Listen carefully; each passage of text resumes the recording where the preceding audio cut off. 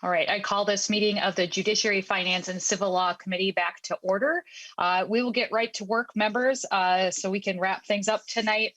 First, we're going to start with House File 984. That was the Lislegard bill that we laid over this morning. So I will move that House File 984 be recommended to be placed on the General Register. As was emailed out to folks earlier today, there is now an amendment. It is the A1 amendment to put the bill in the shape that the author would like. Representative Lislegard, anything you want to say about your amendment? Otherwise, we'll move straight to it. Well, thank you, Madam Chair. And first of all, I want to apologize to the committee for the snafu and the confusion earlier today. I didn't want to waste any of your time.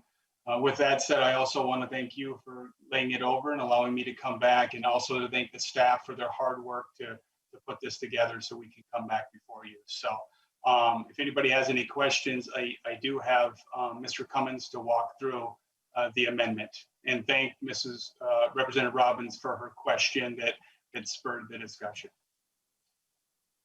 All right, members, any discussion to the amendment?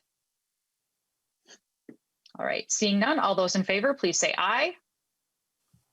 Aye. Aye. Aye. Aye. Opposed? All right, the A1 amendment is adopted. The motion prevails, and the A1 amendment is adopted. Representative Robbins, did you have anything else you wanted to say? I know we kind of cut you off earlier when we realized there was an issue that needed to be fixed. So Representative Robbins. Thank you, Madam Chair. Nope, it's great. And I just appreciate everyone pulling together and getting it done. Thank you. Thank you. Representative Scott. Thank you, Madam Chair. And I apologize. I was presenting a bill in a different committee when this bill was before us. And so could I ask a couple of questions on the bill? Is that all right, Madam Chair? Is that in order?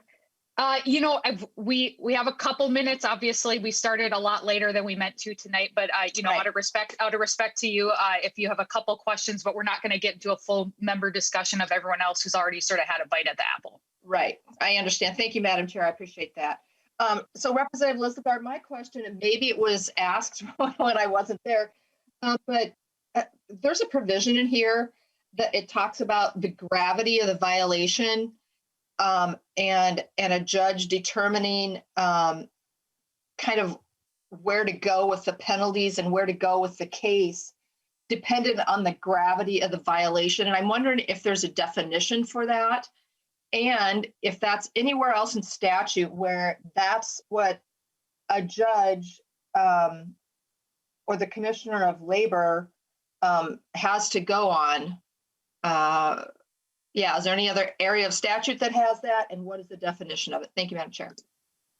Representative Lislegard, I'm guessing that's a question maybe for Mr. Cummins, since he's the attorney testifying on this bill. Mr. Cummins, if you could reintroduce yourself for the record and then answer that question. Thank you, Madam Chair, members of the committee. I'm Brendan Cummins, attorney for the Minnesota Pipe Trades Association. The answer to your question is yes, that type of provision does appear elsewhere in statute. For example, in the record keeping provision, Minnesota statute section 177.30, there is a penalty provision with that identical language about the gravity of the violation. And it is within the discretion of the Department of Labor and Industry to determine the gravity of the violation. There's also a provision in Minnesota statutes 177.27 that allows for the commissioner to determine the seriousness of violation for purposes of imposing a penalty.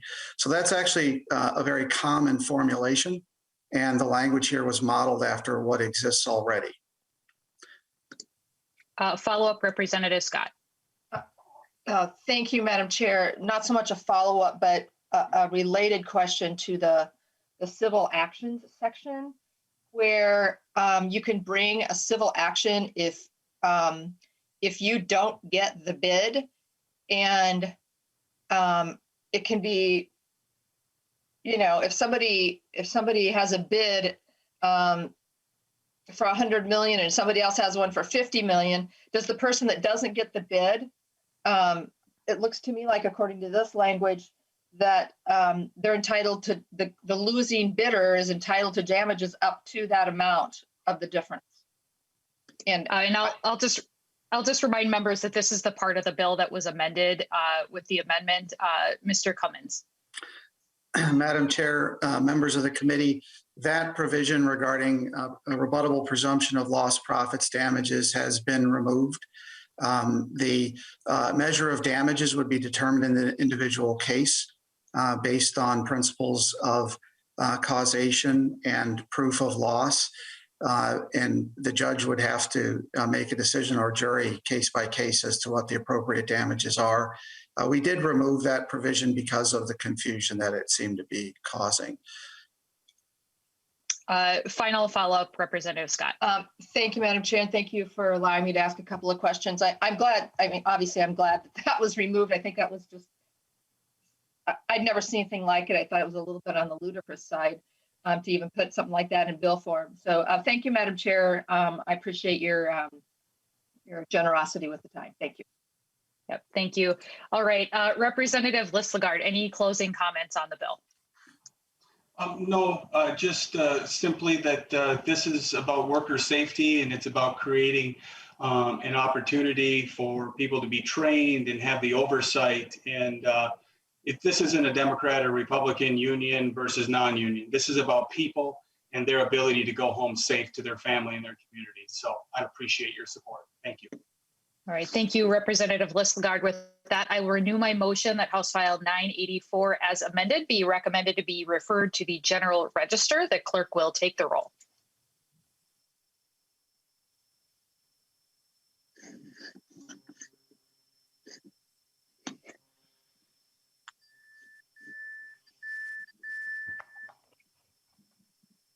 Anna, it's you're on.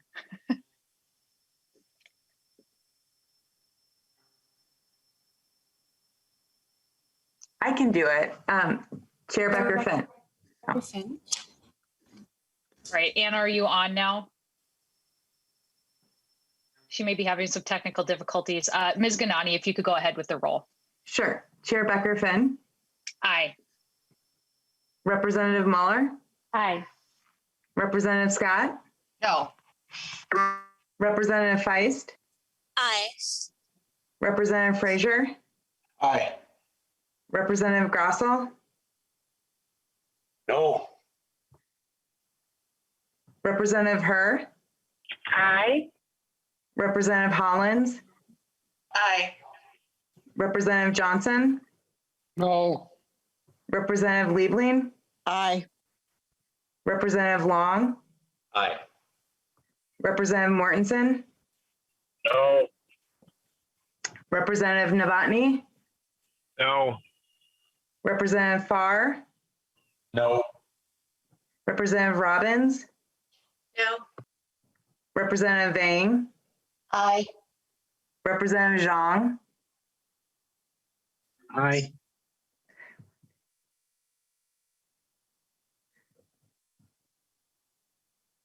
There's 10 ayes and 7 nays.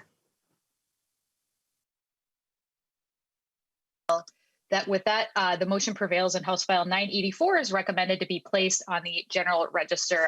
Thank you, Representative Lislegard, and thanks for coming back tonight so we could get that moved.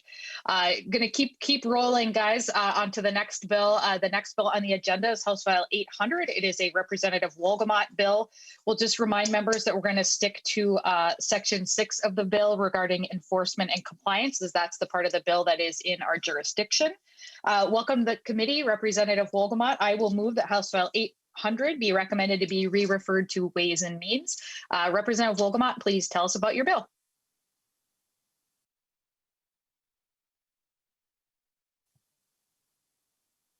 Thank you very much, Madam Chair and committee members. I'm here tonight to present House File 800, which is the Safe Workplaces for Meat and Poultry Processing Workers Act. Last year, I heard horrifying and heartbreaking stories from my constituents in central Minnesota when the COVID-19 pandemic first hit our community about inhumane working conditions in meat processing plants. This legislation provides comprehensive workplace health and safety protocols and ensures workers have access to the benefits and training needed to work safely during this pandemic and beyond. Additionally, this bill establishes a workers' rights coordinator housed within the Department of Labor and Industry that is dedicated to enforcement and compliance. These workers have unnecessarily sacrificed their physical health and the financial health of their families to keep Minnesota communities fed, and they deserve adequate safety protections. All Minnesotans will benefit by having safe meat and poultry processing plants, safe food, and healthy workers. That's why I'm bringing this bill forward. And with that, Madam Chair, I will kick it over to my testifiers here to share their perspective and why this bill is so important for our entire state. All right, thank you, Representative Wolgamott. First on the list is Rena Wong, and I'll just remind testifiers that it's been a very long day for legislators, so if we could stay focused on our testimony, we would all appreciate it. Ms. Wong, please introduce yourself for the record and then go ahead with your testimony. Good evening, Chair Becker-Finn and members of the Judiciary, Finance, and Civil Law Committee. My name is Rena Wong, and I'm the Organizing Director of the United Food and Commercial Workers Local 663. Our local represents 13,200 hardworking union retail, meat, packing, processing, food preparation, manufacturing, healthcare, and other workers in Minnesota and Iowa. I'm here to testify to the importance and need for consistent enforcement policies and accountability measures that protect meatpacking and poultry workers' safety.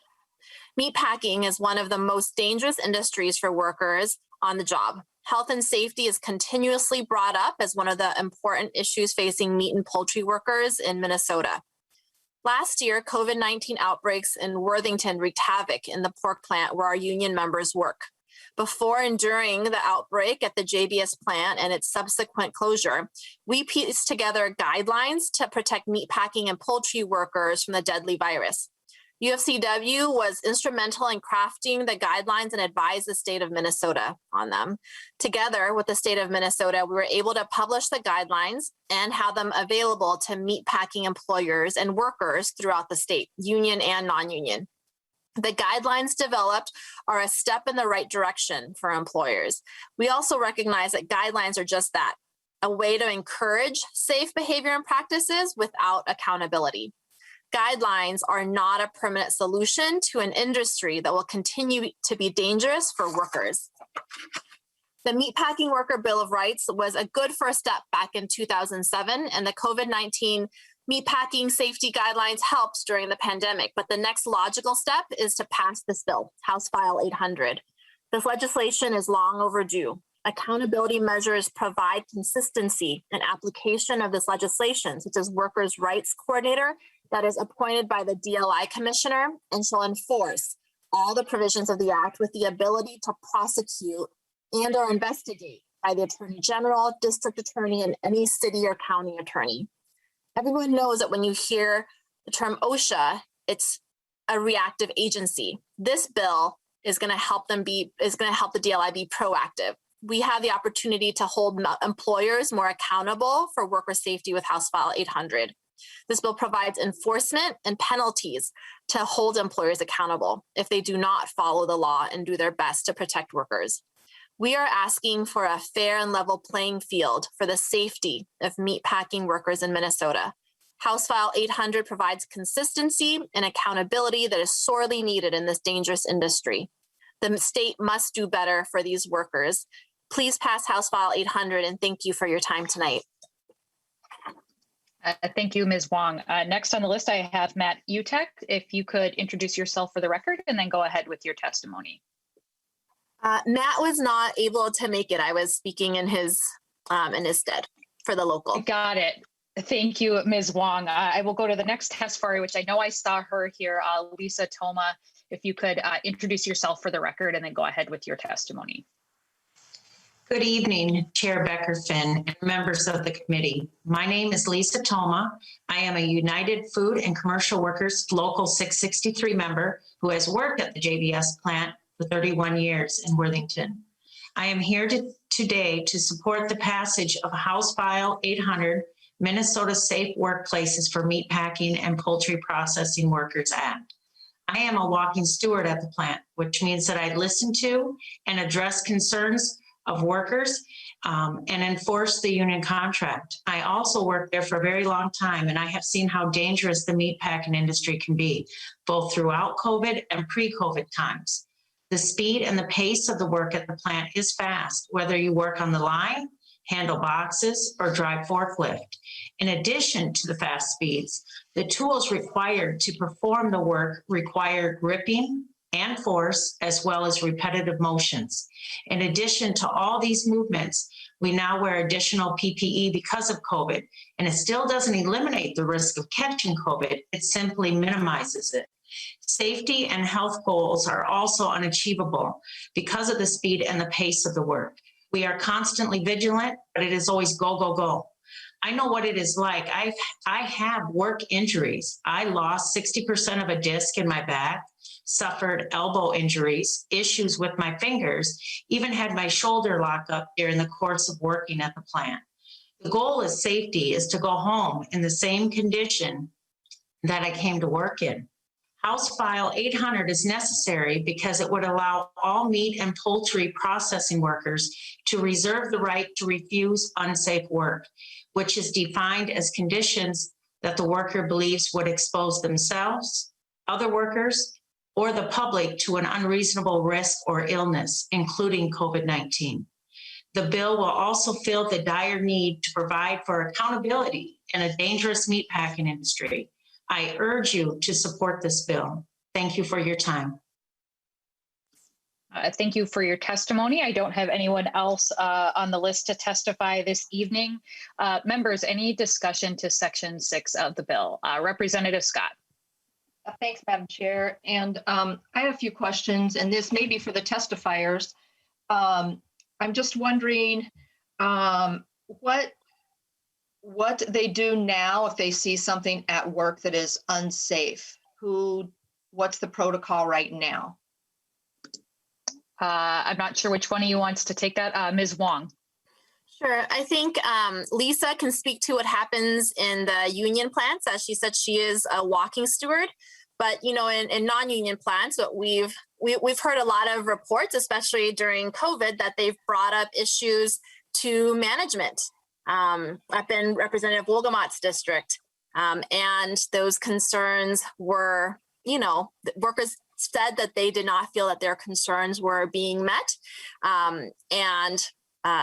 Despite OSHA being able to come and try to help the situation, hundreds of workers still contracted COVID, and they did in the workplace because, you know, their concerns around PPE and social distancing were not met when they did bring it up to management. But I'll let Lisa speak to the union plants, how that happens. Ms. Toma. So the good thing is that we are a union shop, and that the role that I have in that plant is to consistently keep an eye on that company. That company has a goal, and that goal is profits and greed. So in order to protect the workers and to keep an eye on those speeds that are currently agreed upon in those plants, I check those speeds on a constant basis. I'm also put on notice by union workers when they feel that the speed is going too fast. I'll also be told that my name goes out over the radio that the management use when I hit the floors to check the speeds.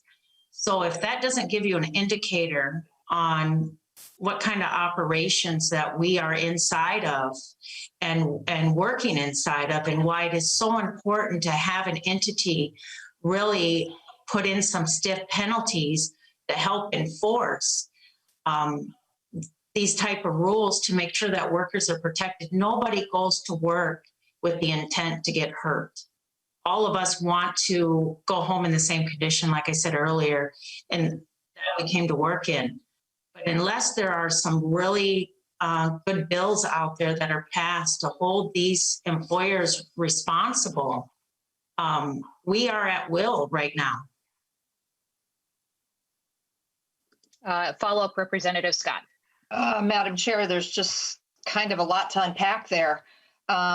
Number one, Ms. Wong spoke that she heard that this was going on in non-union operations. She wasn't inside to know and see for herself. I think you have to remember too that at the early onset of COVID, we didn't know what we were dealing with. These workers were deemed as essential workers. And that was before they kind of knew how to handle that kind of workplace environment. We've learned a lot since then. And in fact, now I know that we had initially some outbreaks, and I believe outbreaks were in the union shops, if I'm not mistaken.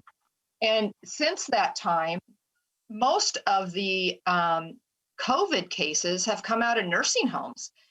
So I guess my question to the bill's author would be, why are you just narrowing in on the food the food industry here when there are a whole host of other areas of our economy that have experienced more COVID cases? And it seems to me that there's already regulation upon regulation upon regulation upon regulation upon these factories. And they've got OSHA, they've got international guidelines, they've got DOLI. Right now they can be fined. Right now they can, if somebody gets hurt on their work at work, they can be sued for that. So I question the need for this bill. It seems to me more of just, you want more people to be part of union shops, and so you bring this bill. So I just was interested in hearing Representative Wolgamott's response to any of those comments. Thank you, Madam Chair. Representative Wolgamott. Thank you very much, Madam Chair. Representative Scott, I made the decision to bring this bill forward with the current scope of protecting meat and poultry processing plant workers because of the stories that I heard from my constituents. Constituents coming to me saying, we're not safe at work. People are getting sick. They're not giving us PPE. They're not giving us, they're not doing training. They're not keeping things sanitized.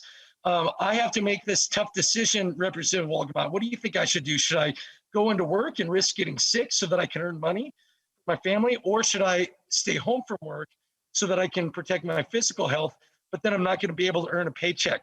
I don't want to live in Minnesota where people are having to make that kind of decision. So that's why I've worked with my constituents and others to put this bill forward. Like you said, it's not comprehensive of every single place throughout the state where there are big COVID outbreaks. You mentioned a few other sectors of the economy. I guess that's just not the scope of what my bill is trying to accomplish. If there are other sectors of the economy that you think need more safety and better training and things like that, I definitely would encourage you to bring forward a bill, Representative Scott, and I'd be more than glad to talk with you about that. But that's the scope of my bill is meat and poultry processing workers, because that's the kind of constituents that I've heard from on this. As far as whether or not these regulations are needed when we have all these other regulations, everything is just fine. Why do we need more regulations? I would defer. I see that my testifier, Ms. Wong, has her hand up, and I would invite her to join the conversation. Ms. Wong. Thank you, Madam Chair. I think, when we had our conversations initially with Representative Wolgamott, it was because of this past year, but also even beyond that, beyond COVID. Meatpacking as an industry has one of the highest rates of injury, and workers need protection. This bill is meant to be proactive. It's meant to provide enforcement through the Attorney General's office. It's meant to provide somebody at the Department of Labor who can really enforce. Usually when OSHA gets called in, it's because there's already been an injury, because somebody has been hurt, because something has happened in the workplace. And we don't want to just be we want to be proactive. We don't want to just be reactive, especially in an industry when workers' lives are at stake. And certainly in the past year, not just their own lives, but their families' lives, because they've taken home the disease that they've caught at work. Follow-up, Representative Scott. Yeah, thanks, Madam Chair. So I'd be interested to know, how many of these facilities are encouraging people to get vaccinated at this point. That's one surefire way, and especially in an environment like that, you'd think it'd be encouraged. And I put together a bill with Representative Erickson to get teachers to the front of the second round of the vaccinations, because we want kids to get back to school, because it's vital that happens. And I I didn't see, Representative Wolgamott or anybody else bringing a bill to put these folks, their safety at the front. They're essential workers basically dealing with our food supply. You could have brought a bill to say, let's move them to the front of the line for vaccinations.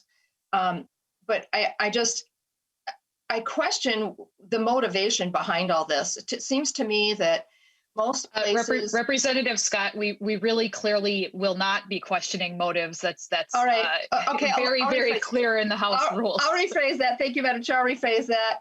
I question the need for this bill when there's already regulation. Every plant has safety managers and safety protocols, union or non-union, they all have those in place. I don't think this is necessary. Thank you, Madam Chair. Thank you. Representative Grossell.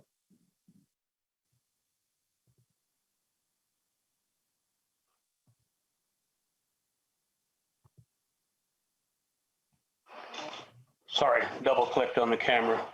Thank you, Madam Chair, and for Representative Wolgamott. When you're looking into things like this and looking and hearing from one side, I guess my question would be, have you spoken with any of the processing plant management regarding your bill to understand currently, what do they do to protect the workers? Because I know, working in the field as a law enforcement officer, you listen to both sides. If you want to get a good picture of what's going on, you got to listen to both groups. Representative Wolgamott. Yes, I have, Madam Chair. Representative Grossell. Yes, I have.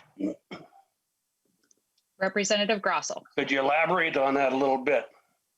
What have they done? Representative Wolgamott. Well, like I said, right now there are huge needs from the people that I'm hearing from my constituents. I've reached out to some of the bigger ones who I'm the most concerned about. They've had no interest in engaging us on this.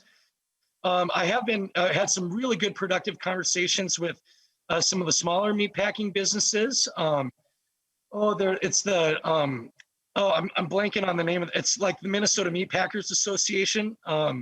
And I'm working with them to make sure that, this bill fits their needs and is conducive to their needs and isn't a one size fits all. Clearly, it's not the intention of this bill to put anyone out of business or cause undue hardships on the small mom and pop shops that are doing a nice job already. But yeah, so I've been in just yesterday, House staff and I sat down with them for, I think about an hour working on these things. So yep, really welcome anybody that wants to work with me on, whether you're big or small, or anyone that wants to work with me on our shared goal of making these places more safe for Minnesota's workers. I'm glad to I welcome that conversation. Representative Robbins, then we're going to move on to Thank you, Madam Chair, I wasn't done yet. That's right.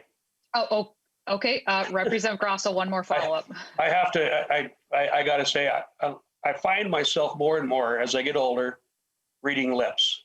So I find it, it's hard for me to understand a lot of what Representative Wolgamott is saying when he's wearing his mask. I understand, but I'm learning as I go here to try to adapt. So one more question I had was, all these Minnesota food facilities are regulated by seven federal and state agencies, including DOLI and 4 international intergovernmental organizations. Why do we need yet another layer? You're saying the current federal, state, and international agencies aren't doing their jobs, or what do you see and what are you finding? Representative Wolgamott. Thank you, Madam Chair. Representative Grossell, I think there needs to be more of a focus on this industry. That's why part of what my bill does is create the position of the workers' rights coordinator, so that we can have someone. This is clearly a very unique industry dealing with raw meat and things of that nature. So I'm not really saying that nobody's doing their job. I just think there can be even more focus on standing up for these workers, investigating cases of unsafe working conditions, and again, have that workers' rights coordinator, someone who can really specialize in this, kind of be a one-stop shop for workers when issues come up. I think that we can do better as a state, clearly by what we saw this past year and what we know what happened with these outbreaks at these plants. Clearly, we can do better, and that's why I brought this bill forward. That's why I create this position of workers' rights coordinator to be housed within the Department of Labor and Industry. Yeah, thank you, Representative Wolgamott. And we'll remind members that the question before us is whether, the discussion to the enforcement and compliance mechanisms in the bill. Representative Robbins. Thank you, Madam Chair, and thank you, Representative Wolgamott. Yeah, my question is related to that. In line 4.9 and 4.10, it talks about that coordinator you were just talking about, and that they, on their own initiative, can inspect a meat packing operation and subpoena records and witnesses. That seems like an awful lot of power for this person. So I just wondered if you could speak to that. Normally, right now, is that not part of what's subject to a bargaining agreement or subject to other requirements that they would have to provide notice? Could you explain that a little bit more? Thank you. Representative Wolgamott. Thank you, Madam Chair. Well, yes, again, the point of having a workers' rights coordinator is that we can have some teeth behind these rights. You know, if we pass these rights, but there's no one around to enforce them, what good are we really doing for our workers? So, yes, the intent is that they do have some authority to be able to stand up for these workers. But Madam Chair, to give an even more thorough answer on that, I would invite, with your permission, I invite Sarai King who's on to weigh in even further on this. Okay, if you could please introduce yourself for the record and go ahead with your response. Hi, everyone. My name is Sarai King, and I'm an attorney for the United Food and Commercial Workers International Union, and I thank you for letting me join you this evening.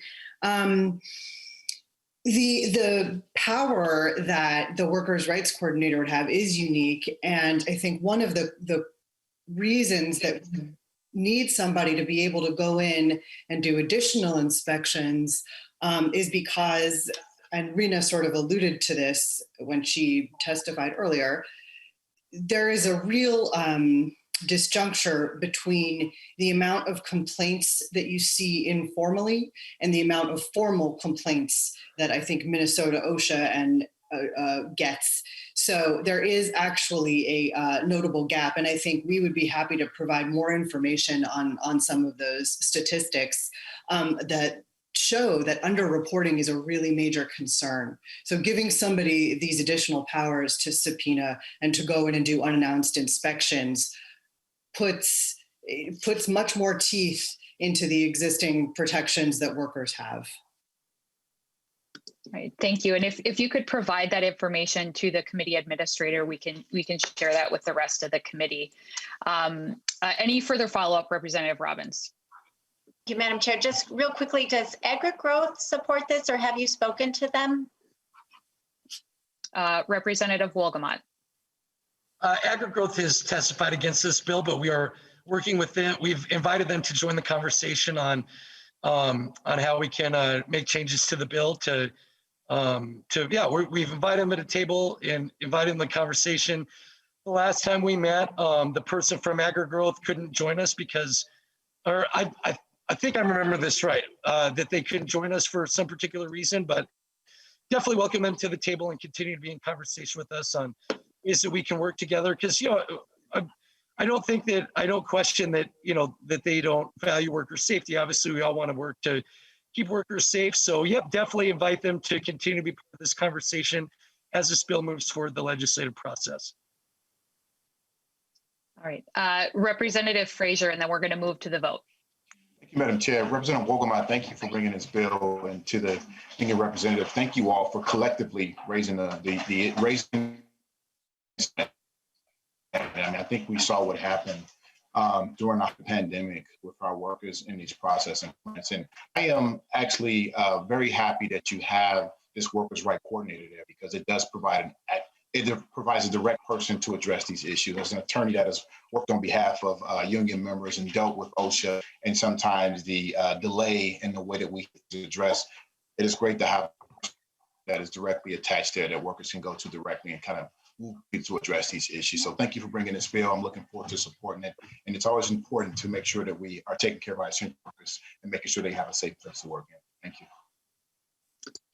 Thank you. And I will note, if you have ever butchered an animal, it is a uniquely challenging and physically difficult job for sure. And understand the unique place that our meatpacking workers are in the job that they do.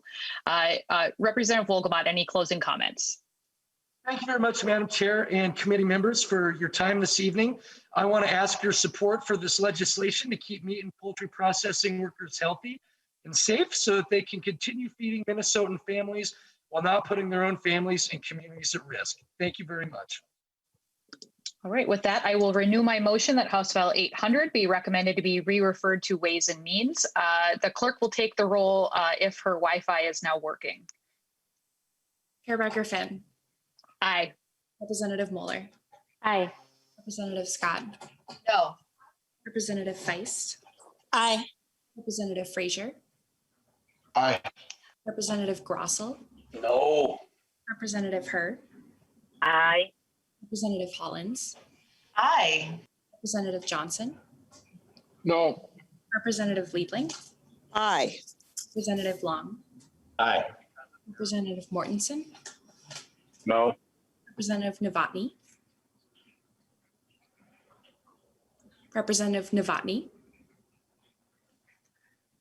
Representative Farr. No. Representative Robbins. No.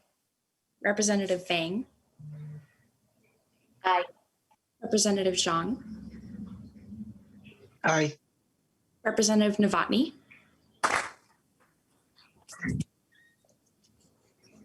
Representative Novotny. I have 10 ayes and 6 nays.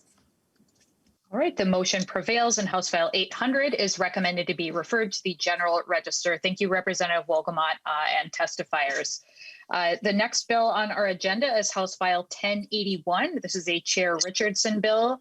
The committee discussion is going to be limited to Article 3, Section 43. We weren't initially expecting this bill to come to us, but was amended in the previous committee, and now we're going to check over this section. Chair Richardson, I will move that House File 1081 be recommended to be referred to the Education Finance Committee. And I understand you have 2 authors' amendments. The first author's amendment is the A21-0104 amendment, which my notes say was a technical fix on an engrossing error. Chair Richardson, could you just confirm that that's the case with A21-0104? Thank you, Madam Chair. That is correct. It's a technical fix. In the last committee stop, the amendment was divided and only one line was adopted. However, the engrossment included the entire amendment. So this just reflects the correction of that clerical error and will bring it in line with the committee's intent.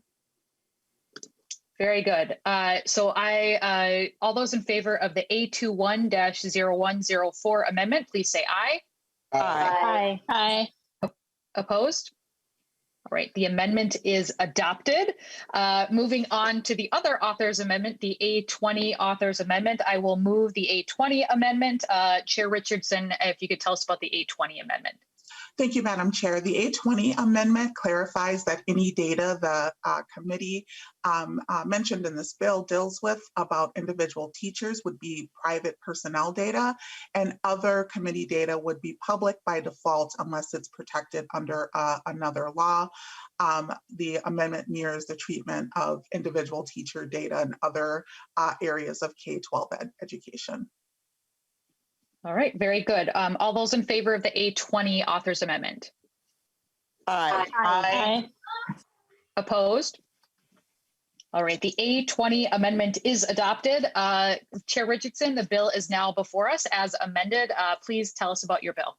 Thank you, Madam Chair. House File 1081 is the Education Policy Omnibus Bill. The section of the bill under the jurisdiction of this committee is Article 3, Section 43, relating to data. The provision is part of the efforts to diversify our teaching workforce and to ensure our teachers reflect the diversity of the state. Developing a racially diverse workforce has long been cited as crucial to improving student performance, and the research is clear. All students do better when they have access to Black, Indigenous, and teachers of color. The section of the bill allows the school district and teachers union to agree to a process to exempt up to 5% of the district's employees from unrequested leaves of absences and non-renewals. For districts that opt into the process, they're required to establish a committee. And as part of that process, they will review and evaluate an individual's teaching performance, and the committee will have access to individual educator data that would be private. This section of the bill clarifies that any data the committee deals with about the individual teachers would be private personnel data. And as mentioned before with the amendment, other committee data would be public by default unless protected by another law. I have with me today David Aaron, General Counsel with Education Minnesota, and we're happy to stand for questions. All right, any member questions about the provision that's in front of us? Representative Scott. Thanks, Madam Chair, and thank you, Chair Richardson, for sending this bill to this committee. That amendment that was put on at the tail end of committee the other day caused it obviously to come to this committee.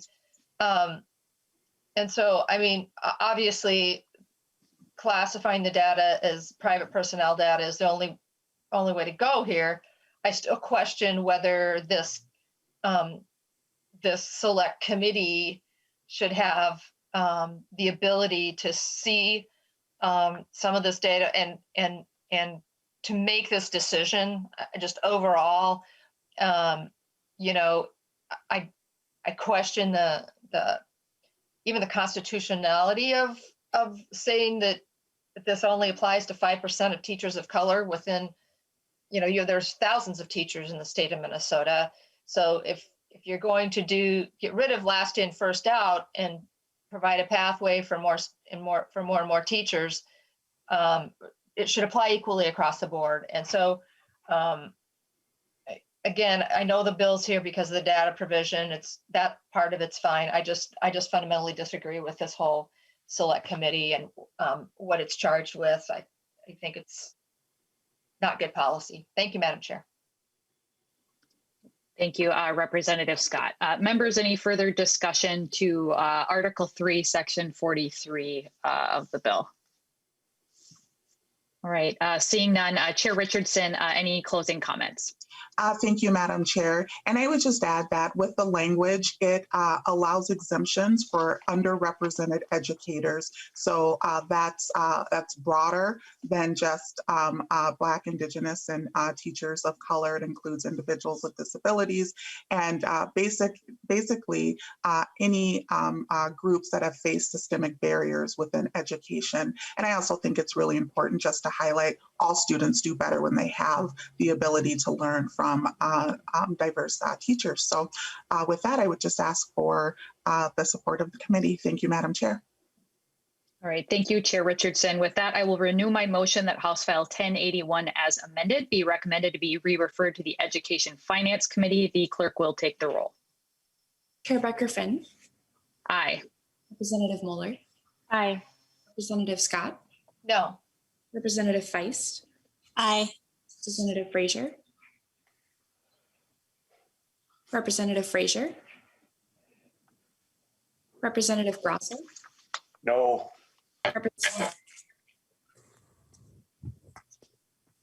Representative Hur. Aye. Representative Hollins. Aye. Representative Johnson. No.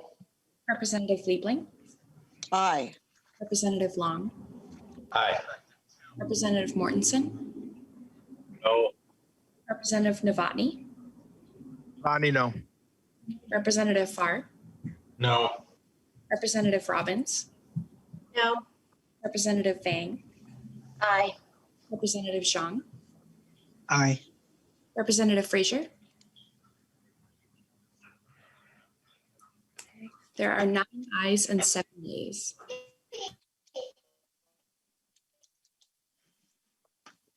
The motion prevails and House File 1081 as amended is on its way to the Education Finance Committee. Chair Richardson, the next bill on our agenda is also your bill, House File 1200. I will move that House File 1200 be recommended to be referred to the Workforce and Business Development Finance and Policy Committee. Chair Richardson, your bill is now before us. Please tell us about your bill. Thank you, Madam Chair. House File 1200 would create a statewide paid family and medical leave insurance benefit program. The program is modeled after our state's unemployment insurance benefit program and would provide a much needed safety net for families. At some point, the majority of workers will need to take some time away from work to care for a new child, a family member that is sick, or to recover themselves. Caring for others and receiving care is a key component of being human and living a fulfilling life. Unfortunately, the reality for the majority of Minnesotans is not that simple. Only about 13% of the Minnesota workforce has paid family leave through an employer, and an estimated 44% access it through temporary disability programs. There are huge disparities in terms of who has access and who does not. And in the midst of a global pandemic, it's become clear illness can strike at any time, and families, just like businesses, need safety nets. Minnesotans want to work and take care of their families, and this bill can help make that a reality. As our discussion today is limited, I'll provide a quick walkthrough of the relevant provisions of the bill in Article 1. Section 1 makes program data on applicants, family members, or employers private. Section 4 provides data gathered for the benefit program. Things such as wage detail reports or healthcare provider certifications will be shared with the Family and Medical Benefits Division of Deed. Section 12, Subdivision 4 provides after administrative appeals are exhausted, appeals directly to the Court of Appeals are permissible, and this mirrors the unemployment insurance statutes. Under Section 14, the remedies that are available are the same that are currently available under unpaid leave with FMLA. Section 15 allows the commissioner to assess monetary penalties. Section 17 deals with late fees. And again, these are sections that model the UI statutes, and so it's relating to the same information there. Section 21 states that interest on judgments is 1% per month. Another UI clone piece. Section 21 deals with legal dissolutions, and that follows the UI statute, as well as Section 22, 26, 29, 30, and 31 all follow the current UI process as it relates to child support, court fees, records and audits, subpoenas, and liens, levies, set-offs, and civil actions. So with that, Madam Chair, happy to stand for questions. And I also have Ms. Deborah Fitzpatrick with me today to answer questions as well. All right.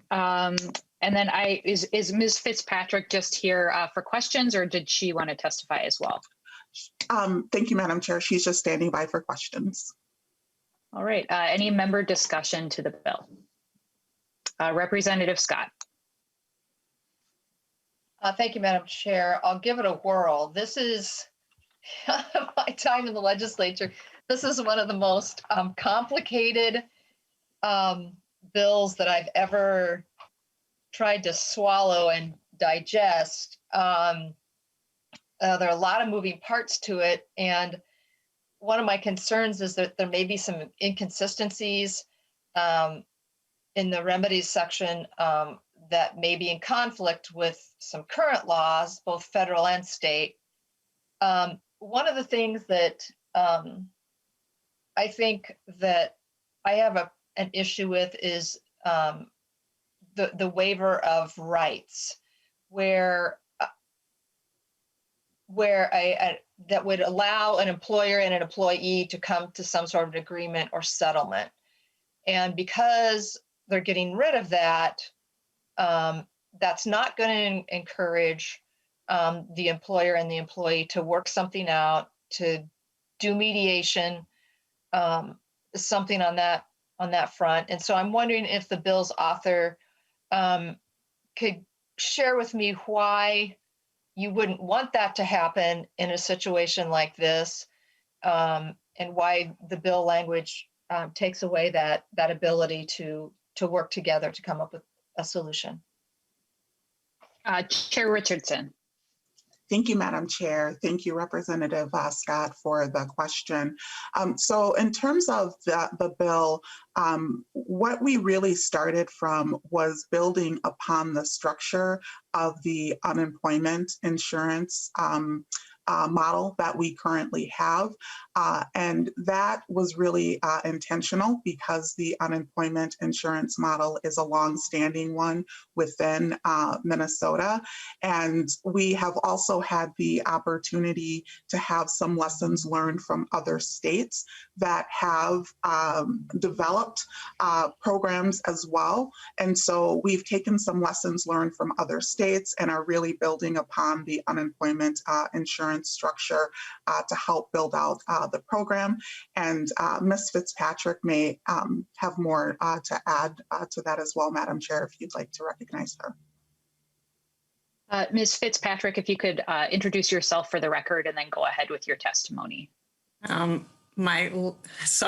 Chair Becker-Finn. My name is Deborah Fitzpatrick. I'm the Director of Policy and Legislative Affairs for Children's Defense Fund Minnesota. In a prior position at the University of Minnesota, I led the research team that conducted Minnesota's design and implementation study. So can you, I'm sorry, Representative Scott, could you reference what section you're referring to? Representative Scott. Thank you, Madam Chair. I believe it's section 14. I believe it's section 14. Okay, Ms. Fitzpatrick. Madam Chair, members of the committee, this section relates to the employment protections. And I think part of the waiving of the rights is just around preserving the rights of workers in that situation to not give away their rights under the bill in this particular section of law, but perhaps attorneys that are here could speak more to that. I'm not sure who I know Chair Richardson is an attorney, but I'm not sure who else may be prepared to answer that question. Madam Chair, this is Marta James from House Research. Okay, thank you. Go ahead. Thank you, Madam Chair and members. I can't speak for the author, but I believe that the waiver language, part of the reason may be because, again, this is built on the UI system. And so a claim for benefits is against the account, the fund, and not against the employer. So someone would submit a claim and that would be paid from the fund that will be funded by the premiums. And so, in other words, the employer wouldn't have the ability to waive this payment of benefits or to agree to a different payment of benefits because it's going through the new system and the new fund. Representative Scott. Thanks, Madam Chair. I guess I can see where that might make sense, and I understand, you wanted to pattern this bill after something that's already existing, but this is an apples and oranges sort of a comparison, in my opinion. I understand they're paying into an account and all that, but especially when you're introducing a new law like this that is so confusing, my concern is that especially private or smaller employers, they're not going to be able to afford an attorney to wade through this with them, and they're going to probably make mistakes. And so then are they going to be sued? There's not going to be any way to just deal, face to face with the employee when something, isn't exactly as this law might be written. And so I think this is like kind of a hammer approach when some of this stuff could be handled between the employer and the employee face to face. And so I have concerns with that. I also have concerns with the fact that, you know, your health records and other things, your employer has access to those. That's troubling to me. I think the damages and stuff, I think are out of whack. I just think this bill needs a lot of work, and I won't be voting for it today. Thank you, Madam Chair. Thank you, Representative Scott. And I apologize. I missed one of our public testifiers who did come this evening to testify. So we're going to go to her right now. Katie Kramer, please introduce yourself for the record and then go ahead with your testimony. Thank you, Chair Becker-Finn, members of the committee. I'm Katie Kramer, Policy Director of Violence Free Minnesota, the Coalition to End Relationship Abuse. We're a statewide coalition with over 90 member programs who provide advocacy and services to domestic and sexual violence victim survivors in all of Minnesota's 87 counties. I'm testifying in support of HF 1200, the Paid Family Medical Leave Act, and to highlight the need for safety leave protections for survivors of domestic abuse. Whether a survivor is in an abusive relationship, in the midst of fleeing, or working to move forward from a past relationship that was abusive, they are faced with dangers and challenges on many levels. Surviving abuse and navigating its aftermath is traumatic, expensive, and time-consuming. Survivors need time to address their medical and safety needs, such as accessing healthcare, attending counseling, obtaining legal services, meeting with an advocate, or relocating their housing. Yet when survivors take these steps to protect and care for themselves and their children, they often run the risk of losing their employment or much needed wages as a result of missing work. A member program in Greater Minnesota noted that, quote, a survivor we worked with lost her job recently because she chose to go to the order for protection hearing she needed in order to keep herself and her kids safe, even though her job would not work with her. Now her ability to remain in her house is in jeopardy, and the spiral will continue after that, end quote. And unfortunately, we know that this is not a unique situation. For a survivor in an already tenuous situation, the additional factor of lost income can be devastating, potentially forcing them to face housing loss or returning to an abusive situation. HF 1200 establishes vital supports for survivors of domestic abuse and their children and puts in place much needed safeguards by creating paid time off for safety leave. Paid safety leave provides survivors with the employment security and financial protection they need to address the health and safety needs of themselves and their children. We urge you to pass this much needed legislation as a step towards ensuring stability for survivors. Thank you. Thank you, Ms. Kramer, for highlighting the importance of that piece of the bill. I know in my work working with survivors that it is incredibly time-consuming to make it through and take the extra steps, especially when somebody's trying to leave an abuser. So thank you for bringing that up. Representative Richardson, did you have any response to Representative Scott? Oh, thank you, Madam Chair, and thank you, Representative Scott, for your questions and for your comments as well. You know, I would just say that right now, businesses have access to sensitive data. And when it comes to, for those that are under FMLA, for example, medical certifications are something that they have to deal with right now. And even if FMLA doesn't apply to the employer, you know, situations under the Americans with Disability Act require that there be an interactive process and medical information be shared. So businesses have to understand how to deal with sensitive medical information. And the Department of Labor has also put together some great tools and resources for businesses as well, from a compliance perspective and around also protecting data as well. And so there are definitely resources out there to help support businesses, because with or without this bill, businesses are going to continue to have access to sensitive data. Thank you. Next on the list is Representative Johnson. Chair Becker-Finn, Representative Richardson. I'm going through this bill into almost like a manifesto, trying to figure it out.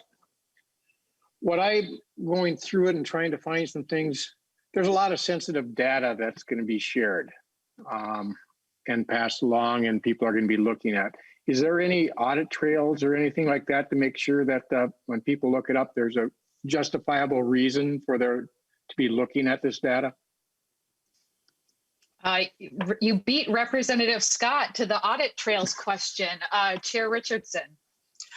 Thank you, Madam Chair, and thank you, Representative Johnson, for the question.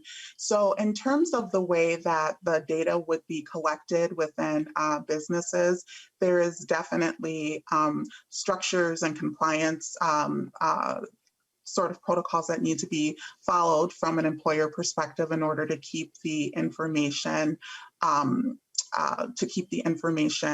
safe and private.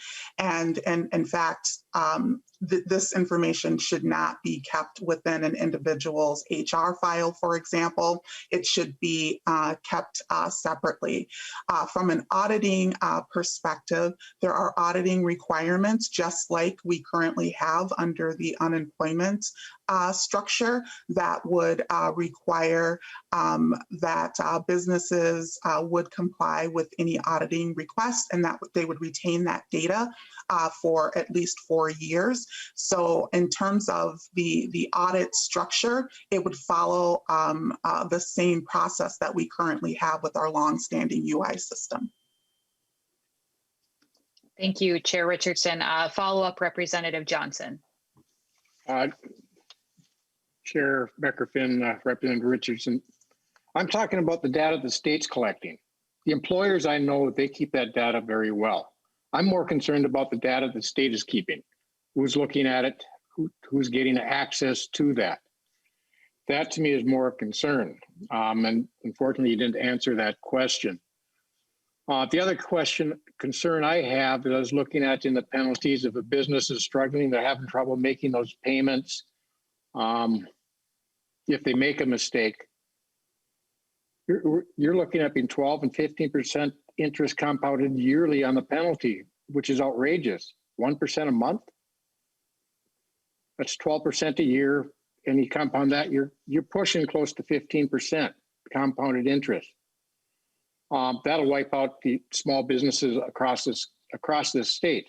It's a lot of business that you put something like this and won't even come to the state of Minnesota.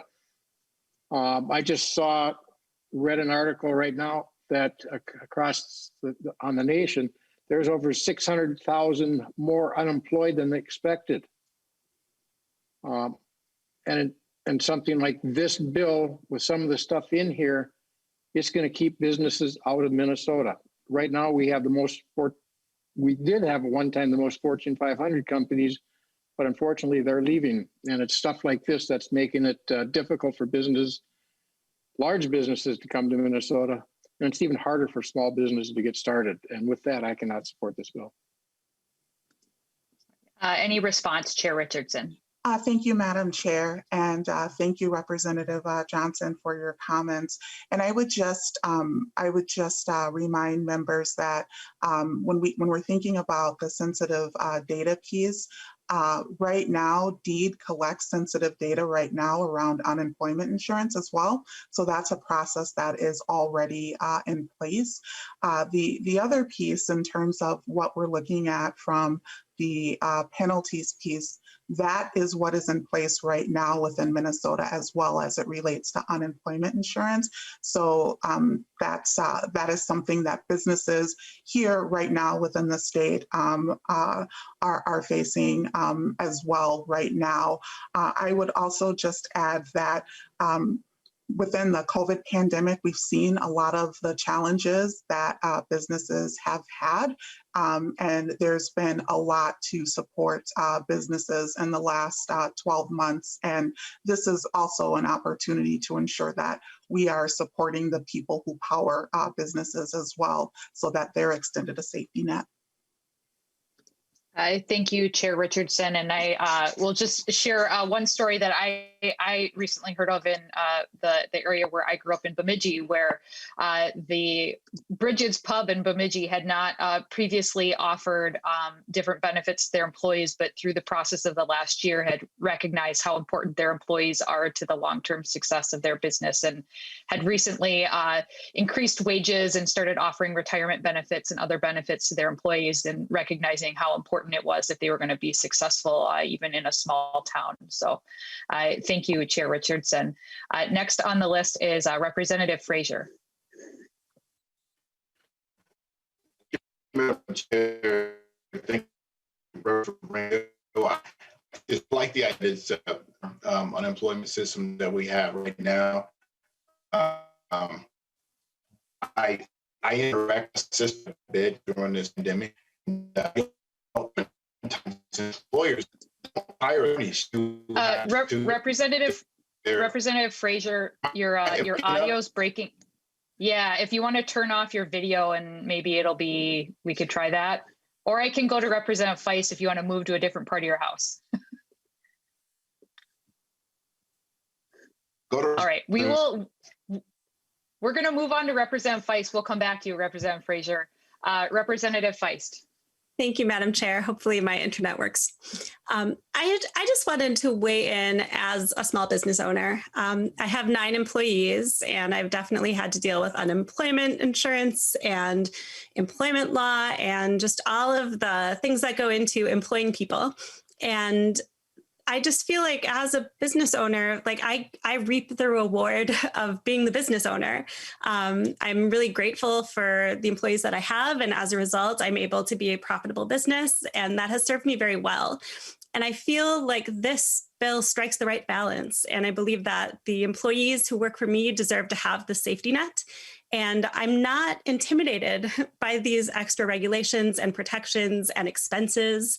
I feel like that's just what you do as a business owner. You deal with the regulations, you deal with the laws that govern, being a business owner in the state of Minnesota. And I have been very successful in the last 10 years. And I believe that's in part because I am in a state that is hospitable to business owners. And I just really support this bill, and I would like to see it implemented. And I believe that it will be beneficial for my employees and ultimately for me as well. Thank you. Thank you, Representative Feist. And we got a message from Representative Frazier that he's continuing to have some connectivity issues. So I didn't forget him, but he said it was okay to move on. Members, any further discussion to the bill? All right, Chair Richardson, closing comments. Thank you, Madam Chair, for the opportunity to present today, and I appreciate the member questions and discussion as well. We have an opportunity to be able to ensure that we're extending a safety net that ensures that everyone has the opportunity to care for themselves, to care for a new child, or to care for a family member who may be ill, because we know at some point it happens to all of us. And so thank you for the opportunity to present today, and just ask for member support. Thank you, Chair Richardson. With that, I will renew my motion that House File 1200 be recommended to be re-referred to the Workforce and Business Development, Finance and Policy Committee. The clerk will take the roll. Chair Becker-Finn. Aye. Representative Moeller. Aye. Representative Scott. No. Feist. Aye. Representative Frazier. Representative Grossel. No. Representative Herr. Aye. Representative Hollins. Aye. Representative Johnson. No. Representative Liebling. Aye. Representative Long. Aye. Representative Mortensen. No. Representative Novotny. No. Representative Farr. No. Representative Robbins. No. Representative Vang. Aye. Representative John.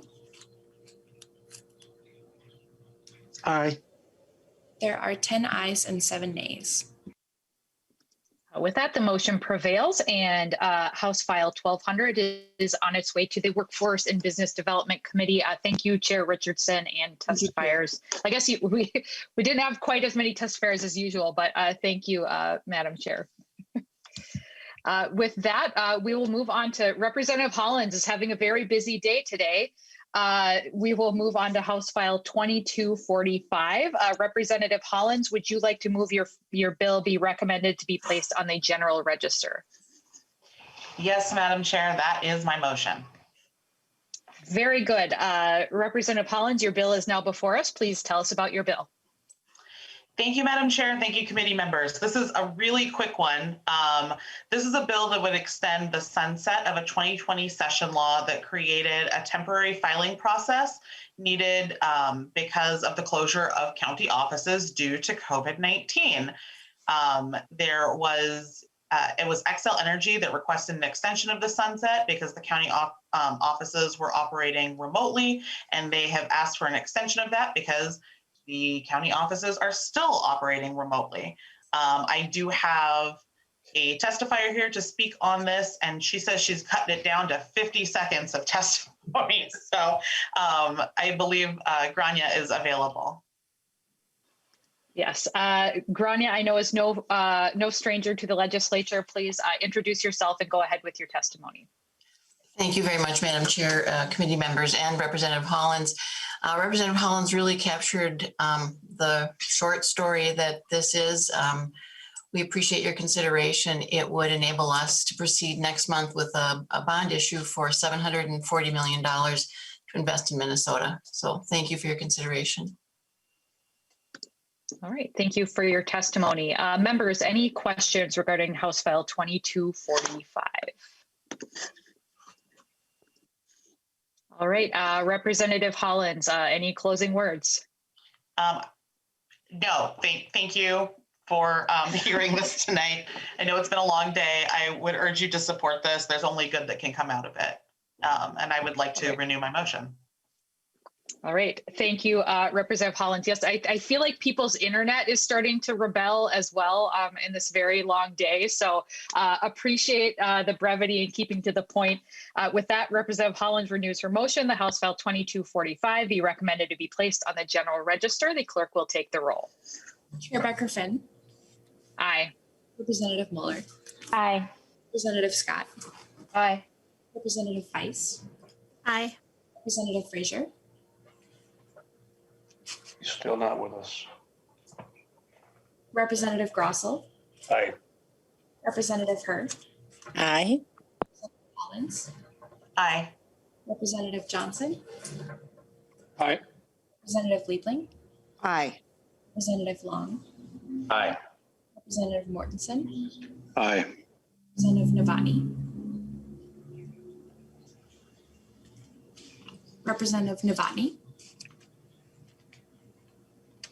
Representative Farr. Aye. Representative Robbins. Aye. Representative Vang. Aye. Representative Zhang. Aye. Representative Frazier. Representative Novotny. There are 15 ayes and no nays. All right, the motion prevails and House File 2245 is on its way to the general register. Members, we're on our final bill of the night, another Representative Hollins bill, House File 856. Representative Hollins, would you like to move your bill to be recommended to be laid over for possible inclusion in the Judiciary Finance Omnibus bill? Thank you, Madam Chair. Yes, that is my motion. All right, and I believe you have an author's amendment. Is that correct? Would you like to move the A4 author's amendment? Yes, Madam Chair, I would like to move that author's amendment. And then if you could tell us real briefly, Representative Hollins, what the author's amendment does. Absolutely. This author's amendment just tightens up the language regarding the fiscal matters for the neuropsychological examinations. And it ensures that the cost is going to the Supreme Court, which is the fiscal grantee for the lower district courts. All right, thank you, Representative Hollins. Any discussion to the A4 author's amendment? Seeing none, all those in favor, please say aye. Aye. Aye. Opposed? The motion prevails. The amendment is adopted. Representative Hollins, please tell us about your bill as amended. Thank you so much, Madam Chair, and thank you, committee members, for hearing me. This is a bill that would help to prevent and break the cycle of incarceration for people with traumatic brain injury, strokes, or fetal alcohol syndrome who find themselves caught in the criminal justice system. This is a bill that previously Representative Munson had worked on and has continued to support going forward. And I believe the Public Safety Committee has passed this fairly unanimously, as I recall. I have two testifiers with me today to give brief remarks. Jeff Nachbar with the Minnesota Brain Injury Alliance will give some background on the language. And then we have testimony from Mr. Tim Berry, who has been fighting this battle for his daughter, Cassie, who is currently incarcerated. All right, very good. We'll move on to the testifiers. Mr. Nachbar, if you could introduce yourself and then go ahead with your testimony. Madam Chair, members of the committee, my name is Jeff Nachbar. I'm the Public Policy Director for the Minnesota Brain Injury Alliance. It's been quite a day. I just have a couple of comments that I'd like to make and then stand by for questions as well.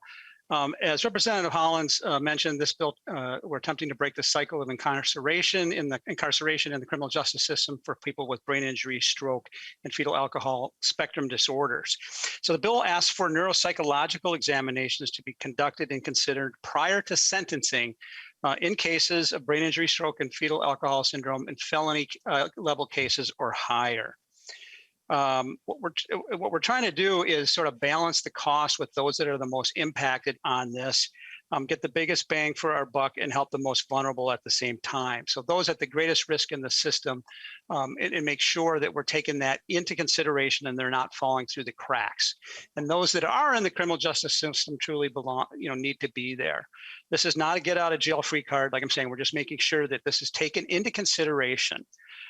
We've worked on this bill for a while over the last few years. I know many of you have heard us talk about it or have seen the presentations. And so, just to be clear, we're not looking for an unfunded mandate on the counties. We're looking for a way to balance these costs and make sure that they are adequately paid for in terms of how much they cost and when and how they'll be done. I could give you some background on how the bill has traveled in the pathway, but I won't take your time tonight to do that.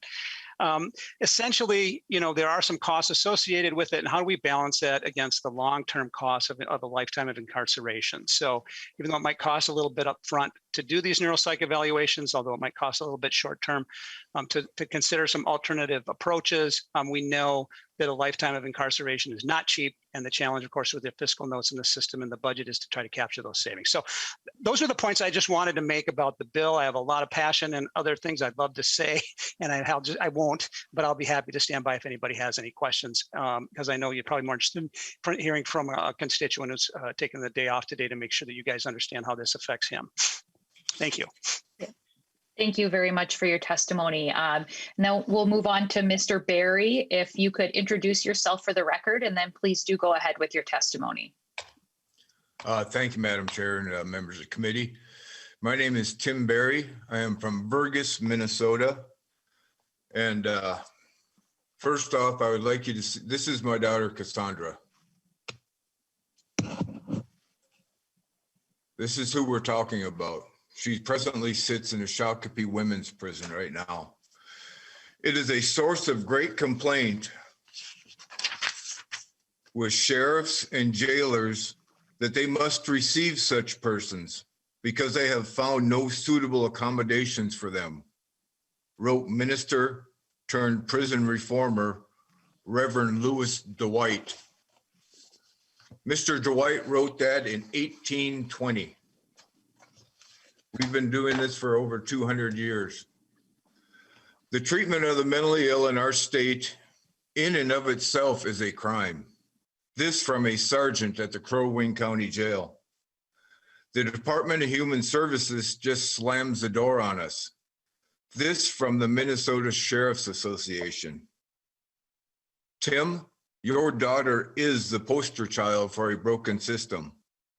That from a Department of Human Services employee. Representative Jack Considine, when he was there last year, went out to the prison to visit my daughter. He came back from that prison and he says, Tim, why is your daughter in prison? Commissioner Paul Schnell. I've been talking to him over the last couple of years. He went out and visited my daughter. He also came back.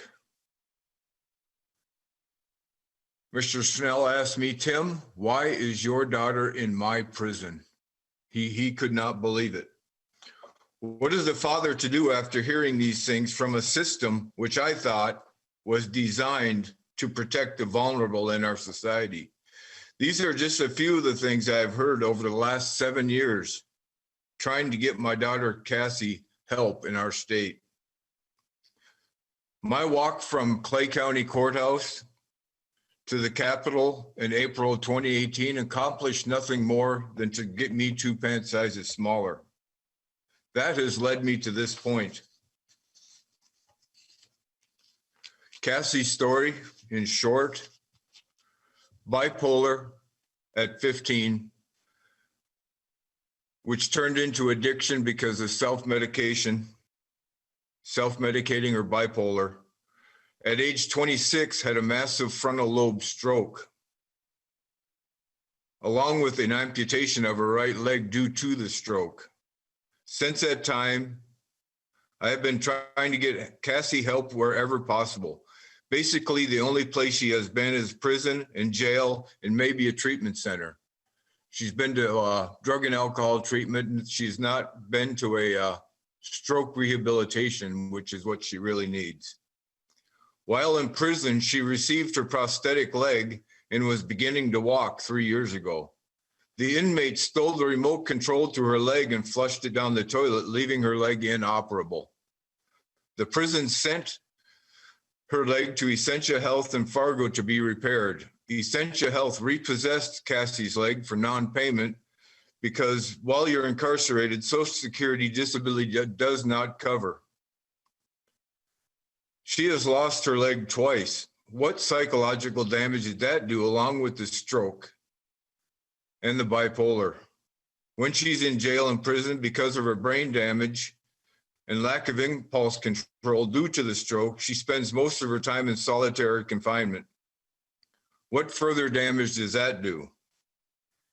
Cassie just got out of solitary confinement yesterday. She called me. She just got out of solitary again after another 60 days in solitary segregation.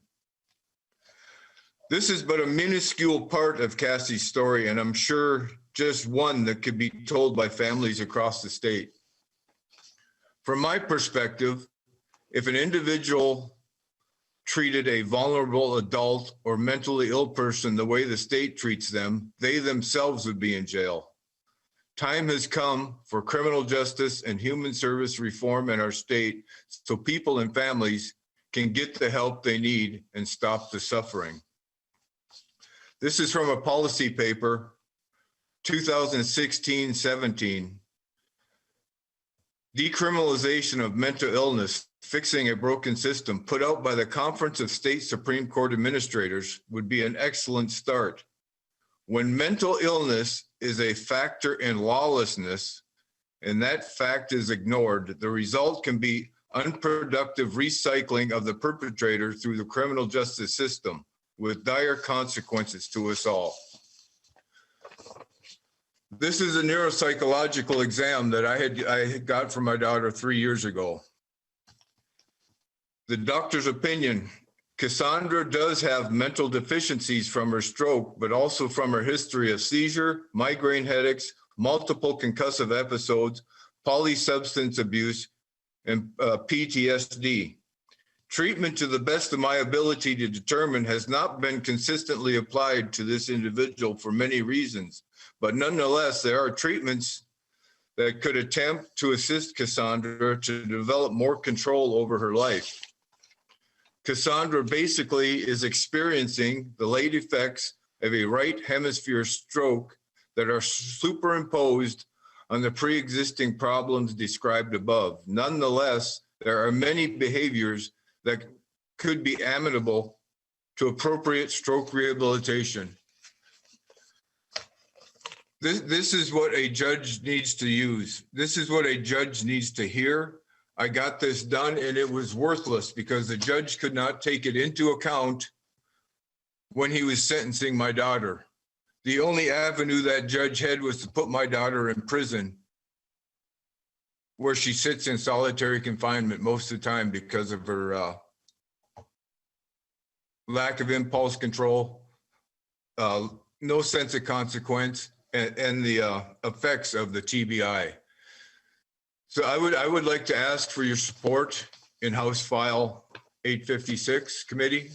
And Madam Chair, I appreciate your time. I know it's been a long day for you, and I appreciate your support. Thank you, guys. Thank you, Mr. Berry, and thank you for sharing your story and your daughter's story. I really appreciate that Representative Hollins has been an advocate for this bill and making sure that it gets heard this year.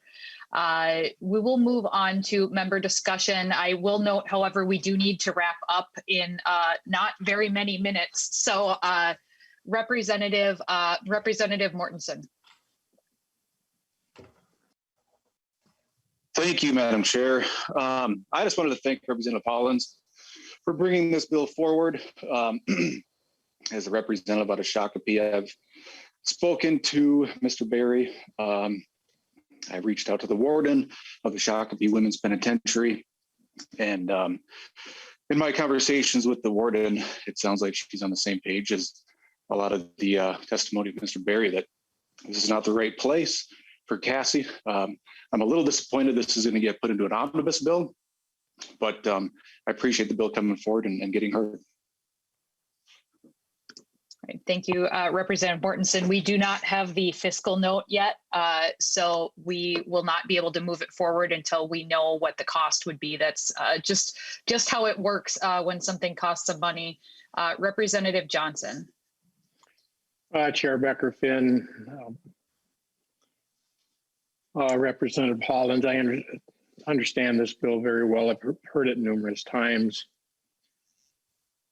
The biggest issue with this bill is this should be done in the Rule 20 pre-trial. Unfortunately for Mr. Berry, the TBI occurred after conviction of his daughter. And that's one of the problems. She had other issues before that because of the narcotics use that she did. I've also talked to Commissioner Schnell. She's been placed a few times outside of the prison. Unfortunately, because of her condition, there is no place in the state anymore that we can actually put her.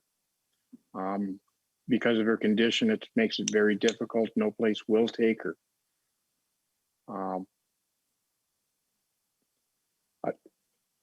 I wish I could send a better light. I wish we could do something for your daughter and for others, but this needs to be taken at pre-conviction or preset in the Rule 20 hearing before the trial starts. Because when the trial goes, the Rule 20 decides if they're capable of standing trial and not afterwards. This is doing a Rule 20 after conviction. If it was post-trial, I would support it. Or pre-trial, I would support it. Post-trial, I cannot, even though, and that information should be done pre-trial so the pre-sentence investigation could actually look at it. If there even is a trial, because of if the injury caused the lack of ability to understand what they were doing, and then there would never be a trial. And I really grieve for you, Mr. Berry. You're in a tough situation. But like I say, this has to be pre-trial and not post-trial. Otherwise, we'll be doing two Rule 20 hearings at the same time. So I'm sorry about that. So thank you. And I'll just remind members that although Mr. Berry has shared a very personal story, this bill would impact more than just one person, and certainly appreciate hearing his story and sharing Cassie's story as well. Representative Moeller. Thank you, Madam Chair. And I just wanted to point out that a judge, when sentencing, can take into account mitigating factors, and the sentencing guidelines do list lacking substantial capacity as a mitigating factor. So I think the information based on this bill and that neuropsychological examination would be really useful if the judge is considering mitigating factors at sentencing. Thank you, Madam Chair. Thank you, Vice Chair Moeller and Representative Hollins. Sorry, I just want to add one final thing. I completely understand Representative Johnson's point. I will say that Rule 20 is it's a different standard, and to be found competent to stand trial is very different than having impulse control issues from a traumatic brain injury or stroke. And so what we would see, I think, in a lot of times is somebody could be competent to stand trial, but also be found to have these mitigating circumstances in which it would be appropriate. Now, Representative Johnson, I 100% agree with you. I would love to see this be handled before we get to trial, but really that's cost prohibitive in a lot of circumstances.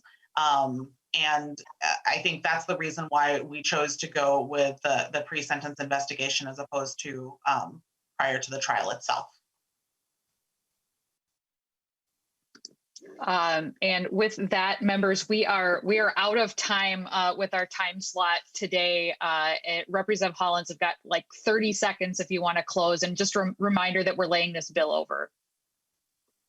I just want to thank Mr. Berry for sticking with us this entire day. He was ready to testify this morning, and I think I'm just, endlessly grateful for his strong leadership on this, and really grateful for the Minnesota Brain Injury Alliance and their help. Yeah, thank you. Thank you, Representative Hollins, and thank you, Mr. Berry, for bearing with us in our very long legislative day today, but it was very important to hear from you and to hear Cassie's story. So thank you very much. With that, House File 856 as amended is laid over for possible inclusion in the Judiciary Finance Omnibus Bill. We will see you in approximately 12 hours. Be well, members. And with that, we are adjourned.